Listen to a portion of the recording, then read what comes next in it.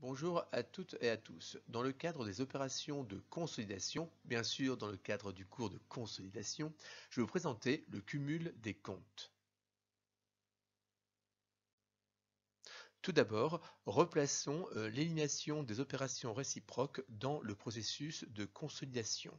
Alors, je vous rappelle que le processus de consolidation, c'est un ensemble d'étapes, étapes immuables nécessaires à l'établissement des états financiers consolidés. Et donc, quelles sont les étapes? Première étape, nous avons définition du périmètre du groupe. Deuxième étape, les retraitements d'homogénéisation ou de pré-consolidation. Troisième étape, le cumul des comptes et l'ajustement des comptes. Ensuite, ce qui nous intéresse ici, l'élimination des opérations réciproques, puis élimination des résultats internes, partage des capitaux propres et ensuite établissement des états financiers consolidés. Quelle est la règle générale en matière d'élimination des opérations réciproques? En fait, l'élimination des opérations réciproques s'applique à toutes les sociétés en intégration globale et toutes les sociétés en intégration proportionnelle et ne va pas s'appliquer pour les sociétés mises en équivalence. Alors pourquoi cette distinction? Tout simplement, rappelez-vous ici, nous sommes après le cumul des comptes. Et donc, quelles sont les sociétés pour lesquelles on cumule les comptes? On cumule les comptes pour les sociétés en intégration globale et pour les sociétés en intégration proportionnelle. On ne cumule pas les comptes pour les sociétés mises en équivalence, CF ma vidéo précédente. Donc ici, nous avons face à nous des états financiers, des livres journaux, on va dire, cumulés. Et donc l'objectif est d'éliminer les opérations à l'intérieur du groupe à des fins de comparaison. Donc voilà pourquoi en fait on ne peut appliquer l'élimination des opérations réciproques qu'aux sociétés en intégration globale et proportionnelle, car c'est uniquement pour ces sociétés-là que nous avons des chiffres. Alors, quels sont les postes comptables qui sont concernés par l'élimination des opérations réciproques, que l'on soit en intégration globale ou en intégration proportionnelle? En fait, on va retrouver ici tous les postes du bilan concernant les créances et les dettes. Donc, on va retrouver les clients fournisseurs, les effets à recevoir à payer, les prêts et emprunts. Donc, ça, c'est pour les postes actifs-passifs, postes du bilan. Et au niveau du compte de résultat, quels vont être les postes concernés par ces opérations réciproques? Essentiellement, tout ce qui est opération d'achat-vente, tout ce qui est opération intérêt versé et reçu. Parce que de l'autre côté, si au niveau du bilan, on a des prêts et emprunts, au niveau du compte de résultat, on a des intérêts versés et reçus. Et puis ensuite, les locations entre sociétés du groupe. Donc voici en fait globalement quels sont les postes concernés par ces opérations réciproques. Je rappelle que l'on soit en intégration globale ou en proportion. Quelle est la règle dans le cas de l'élimination d'opérations réciproques en intégration proportionnelle? En fait, dans le cas d'intégration proportionnelle, les créances et les dettes réciproques ainsi que les produits et les charges réciproques sont éliminés dans la limite du pourcentage d'intégration de l'entreprise contrôlée conjointement. En effet, toutes les opérations réciproques sont clairement identifiées, donc il est très facile d'éliminer opération par opération en impliquant simplement le pourcentage d'intégration. Comme pour une intégration globale, l'élimination des comptes réciproques n'a pas d'effet sur les impôts différés. Comme d'habitude, un petit exemple pour illustrer notre propos. Donc ici, nous avons la société FB qui détient 30% de la société C, méthode de conciliation, intégration proportionnelle. Au cours de l'exercice N, la société FB a vendu des marchandises pour 500 à C. Au 31/12/N, le compte client de C chez FB est de 100. Présenter au bilan et au compte de résultat les écritures d'élimination au 31/12/N. Nous allons commencer par les écritures au niveau du compte de résultat. Donc, la société mère, c'est la société FB. Donc voilà, on va simplement imaginer les comptes en T chez FB. Donc, qu'est-ce qui a vendu? C'est FB a vendu. Donc ici, on a chez mère, c'est vente. Chez FB. Donc, la société mère a vendu pour combien? A vendu pour 500. Si elle a vendu, on a 500 au crédit. Qui a acheté? C'est la société C qui est sa filiale. Donc on a bien ici un autre compte en T avec achat. C'est les achats chez C. Donc achat pour combien? Achat pour 500. Donc voilà en fait l'image que l'on peut avoir dans les comptes sociaux. On a bien un compte vente, un compte achat. Qu'est-ce qui se passe quand on va consolider les comptes? Eh bien, nous allons avoir un compte vente qui va être pour 500 et nous allons intégrer proportionnellement le compte achat qui est chez C, c'est bien C la filiale, et donc si on l'intègre proportionnellement, combien allons-nous avoir? Nous allons avoir ici achat, intégration proportionnelle des achats pour 500 fois 30% égale 150. Donc, si on regarde maintenant la situation, nous avons quoi au niveau des comptes consolidés? Donc, dans les mêmes comptes, rappelez-vous, le cumul a été fait.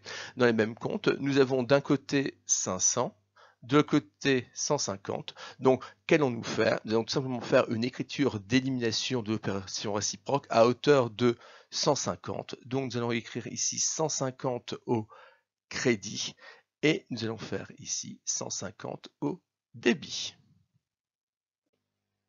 Voici l'écriture d'élimination de l'opération réciproque d'achat-vente entre FB et la société C. Donc nous avons bien ici au débit 150 et au crédit 150.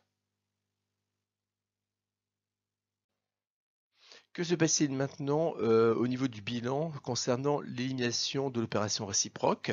Donc au niveau du bilan, nous avons bien, on refait toujours les comptes en T. Donc chez FB, on a quoi? Qui a vendu? Le compte client de C chez FB est de 100. Donc on a bien ici le compte client chez FB. Le compte client, il est de 100, donc on a 100 au début. Et fournisseur chez C, nous avons une dette fournisseur de 100. Que se passe-t-il quand nous faisons le cumul des comptes? Intégration proportionnelle. Donc le compte client il est toujours à 100 et nous intégrons le compte fournisseur. Le compte fournisseur chez C, le compte fournisseur chez C, il va être de combien? Eh bien 100 fois 30% est égal à 30. Donc voilà ce que l'on obtient lorsque l'on fait le cumul des comptes. Maintenant, procédons à l'élimination de l'opération réciproque. Vous voyez bien ici, nous avons 100 ici, 30 là, donc nous allons éliminer à hauteur du 30, donc toujours à hauteur du pourcentage d'intégration. Donc nous allons tout simplement débiter le compte fournisseur par le crédit du compte client. Et donc voilà comment on élimine une opération réciproque en intégration proportionnelle. Voici l'écriture. Donc nous avons bien le compte fournisseur au débit pour 30 et le compte client au crédit pour 30. Comme d'habitude, pas d'effet sur le résultat, donc pas d'impôt différé.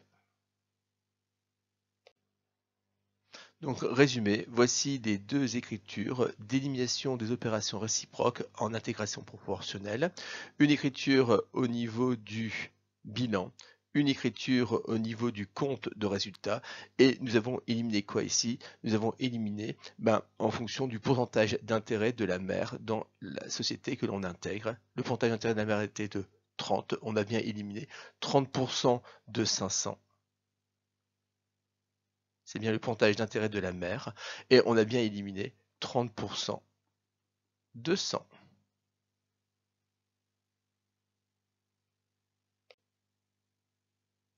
Nous allons maintenant étudier un cas particulier en intégration proportionnelle. C'est le cas où nous avons deux sociétés en intégration proportionnelle, et ce sont ces deux sociétés qui font des opérations réciproques. Donc nous avons la société FB ici, qui détient 30% de la société C, et qui détient 20% de la société B. Les deux sociétés sont consolidées selon la méthode de l'intégration proportionnelle. Et qu'est-ce qui se passe pendant l'exercice? Nous avons des opérations entre B et C. Donc B vend, vente, AC. Donc c'est ici H, AB. Donc nous avons ici des ventes pour 500. Et à la fin, on a un compte client pour 100. Et bien, nous allons voir dans les slides suivants comment nous allons traiter ce cas particulier. Nous allons tout d'abord éliminer l'opération réciproque au niveau du compte de résultat. Donc nous avons bien FB. FB qui détient 30% de C. FB qui détient 20% de B. Que s'est-il passé? B a vendu des marchandises. Donc si on regarde le contenté de B, le contenté des ventes, on a bien vente à C pour combien? Pour 500. Donc au crédit. Nous avons bien C qui a acheté, donc achat à B. Et donc au débit, on va voir 500.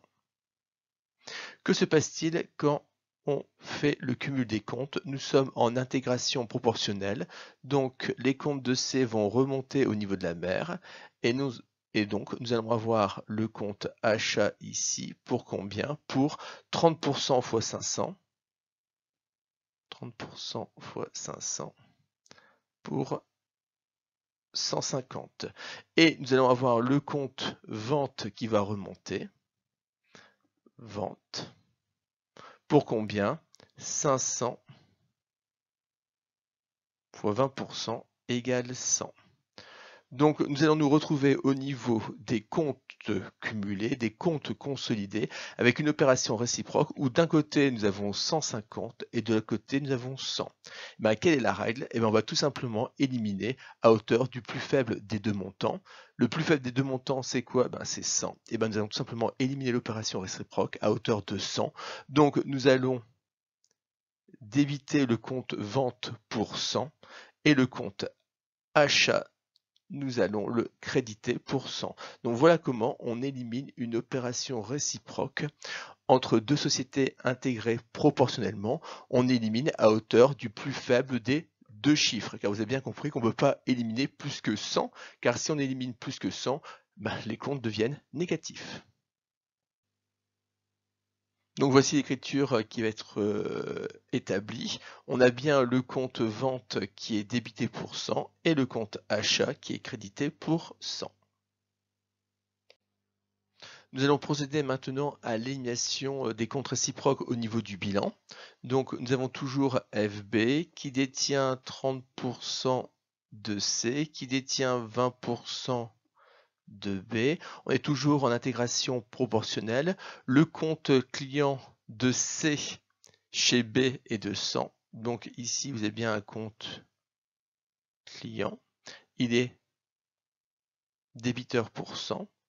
Le compte fournisseur, il est de combien? Il est pour 100. Donc voici la matérialisation de l'opération réciproque. Que se passe-t-il quand on cumule les comptes? On remonte le compte fournisseur pour combien? 30% de 100, donc ça fait 30. On remonte le compte client pour combien? 20% de 100, car B est détenu à hauteur de 20%. Donc pour 20 ici.